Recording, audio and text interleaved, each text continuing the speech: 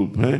तो बंधन भक्ति से भी अहंकार नष्ट हो जाता है, भगवान की प्रार्थना करने से, भगवान की कृपा से भी नष्ट हो जाता है, और नाम जप करने से, निर्मल बुद्धि होने पर भी अहंकार नष्ट हो जाता है। तो ये तीनों उपाय करो जी। पंकज राय जी, राधे राधे महाराज जी। गुरुदेव जी भगवान का अभिन्न अंश होते हुए भी दुखी होकर इस संसार चक्र में बार बार आवागमन के चक्कर में फंसता रहता है। इस दुख का कारण क्या है और निवारण क्या है? अविद्या, इसका मुख्य कारण अविद्या है। अज्ञान, मोह, तम उसी के पर्यायवाची शब्द है। ये हमारे सामने अज्ञान छा गया कि हमने स्वीकार कर लिया अपने को देह, पुरुष, गुण, इस स्वीकृति से हम बंधन को प्राप्त हो गए।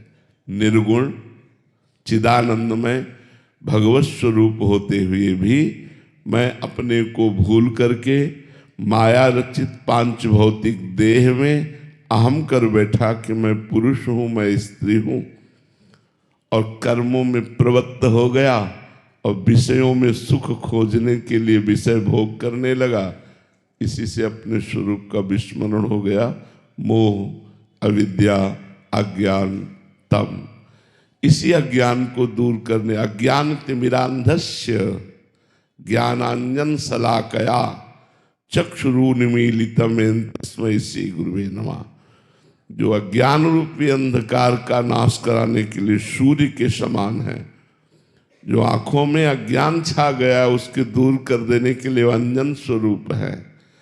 हमारी जो आंखें ज्ञान की मुंदी हुई हैं उनको उन्मीलित कर देते हैं।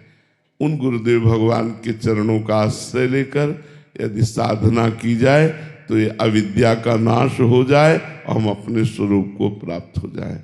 हमारा स्वरूप भगवत स्वरूप ही है।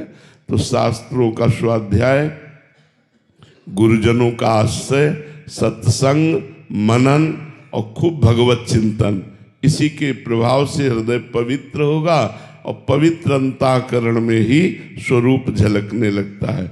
जैसे जल शांत हो और निर्मल हो तो नीचे क्या हमें दिखाई देता है, ऐसे ही अंतःकरण शांत और निर्मल हो जाए तो हमें आत्मस्वरूप का बोध हो जाए, अपने आप से, अपने आप का।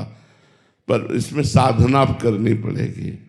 जो असत में हमारा सद्भाव हो गया है, सुख भाव हो गया है, इसे हटाने के लिए साधना करनी पड़ेगी। बिना साधना के नहीं आएगा। भगवान का नाम जब, शास्त्रों का स्वाध्याय, सत्संग